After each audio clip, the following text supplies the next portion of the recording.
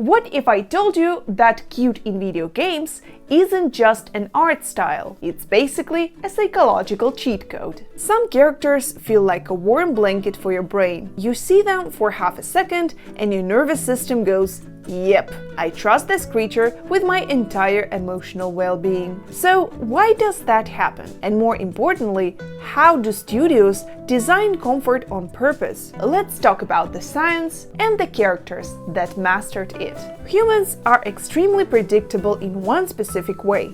We are programmed to react to baby-like features. It's called baby schema, basically a set of traits like big head relative to the body, big eyes, round shapes, small nose or mouth, and our brains interpret it as must protect. And research shows that stronger baby schema cues increase perceived cuteness and even motivation for caretaking, which is hilarious because game characters are not babies. Some of them are plumbers, some are space creatures, and some are literally sentient yarn. And still our brains go, "Aw, you're so cute." So devs learned something. If you give a character round proportions, plus friendly movement, plus safe behavior, you can create a character players will bond with instantly. Now let's break down how that looks in real games.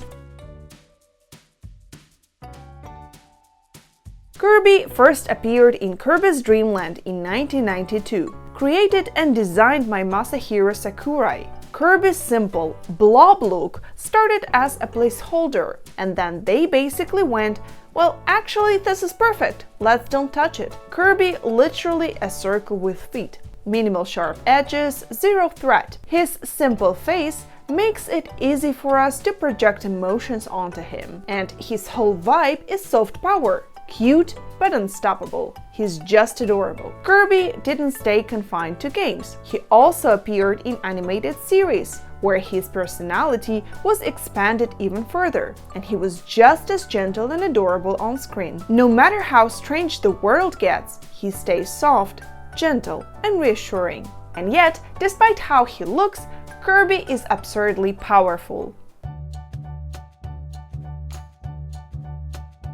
Sackboy debuted in Little Big Planet 2008 and was created by Media Molecule. In early prototypes, he was nothing more than a rough placeholder called Yellowhead, simple shapes with no real personality.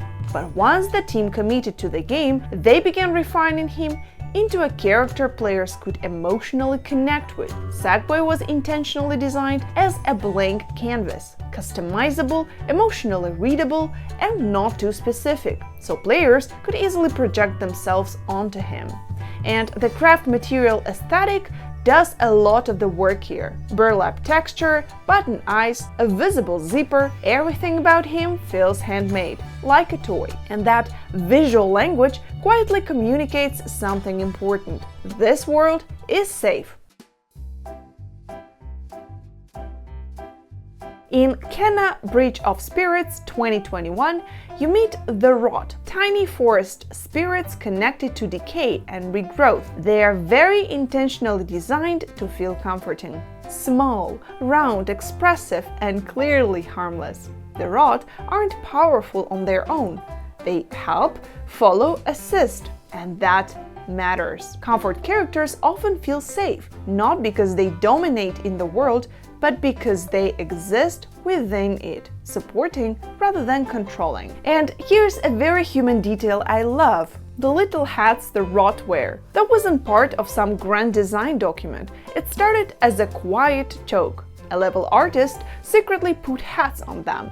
And the team kept it because it instantly made them more lovable. Sometimes cuteness is discovered by accident and then gently refined. Amber Lab has openly talked about drawing inspiration from games like Zelda and Okami, and you can feel it. Kena is built to feel restorative, like a game about healing, not conquering.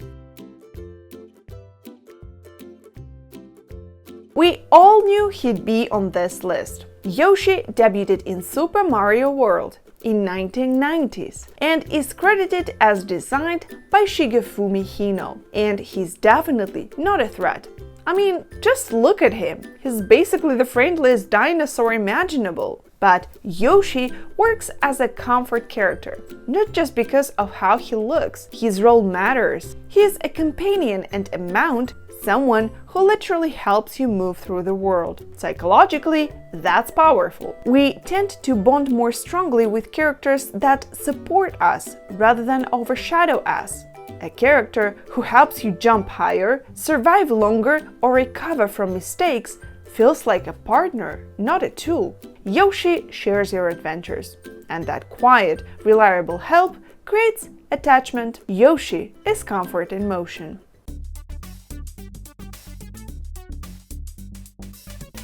Speaking about Mario, Mario debuted in Donkey Kong in 1981, created by Shigeru Miyamoto. Mario is comforting not because he's baby schema cute, but because he is stable. Design-wise, he is easy to read. Bold colors, clear silhouette, and his personality is consistent across decades. Mario's comfort works on a different level.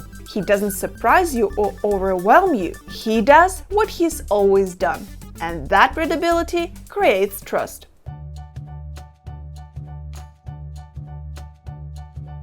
Mei appears in Overwatch in 2016, and her creation was very intentionally about making her feel less intimidating. Early concepts were much harsher. She was originally imagined as a colder, more aggressive character, even a Canadian bounty hunter nicknamed Frostbite. But Blizzard wanted a lighter, warmer presence, so Mei was redesigned into a cute, plucky, slightly awkward scientist. She was created by Justin Thabarat and designed by Arnold Sung, then refined by a larger team to emphasize approachability. Mei's comfort comes from a mix of things: rounded features, big glasses, and friendly voice lines. That brilliant but kind scientist energy does a lot of the work here. If you are curious about how voice acting shapes how we see a character, I have a full video on my YouTube channel. And then there is Snowball, her little companion drone, quietly reinforcing that she's never alone,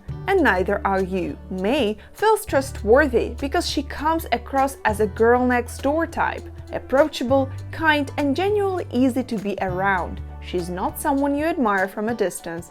She's someone you would want to be friends with.